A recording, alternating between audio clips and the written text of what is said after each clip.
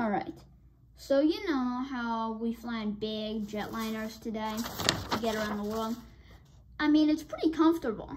It's fast, except turbulence and those little cramped economy seats. Didn't always used to be this way.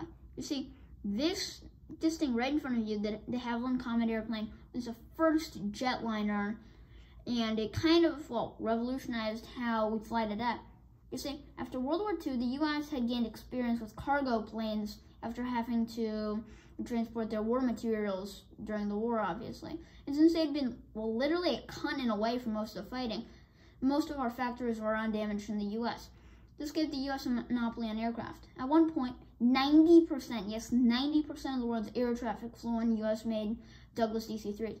The U.K. needed to break this monopoly for their industries. The de Havilland Company was tasked to create a new jet after the conclusion that even though jets don't give off a lot of power for how much fuel they burn, piston engines still have many, many drawbacks. They becoming too big and expensive, as well as being noisy, and they were stuck in low, very dense air, which hampered speed and made them very vulnerable to bad turbulence. The British revealed their new design in 1949. They had 4 engines, 2 on each wing, physically in the wings on pods. The cabin had been pressurized, which made it nicer up to 40,000 feet to get out of storms and thinner air, so it could fly higher. Operations began commercially in 1952 to a massive celebration and a pretty good reception. However, 1 year after launch in 1953, 2 unfortunately exploded. One in India and one in Italy. This motivated BOAC, British Overseas Airways, precursor to British Airways, to come, and the biggest comet owner, to come and temporarily ground the comet for safety reasons. It was discovered that the issue were the casings, like around the engines, were not strong enough, and so they were reinforced. Unfortunately, 3 months after the grounding ended, 2 more exploded.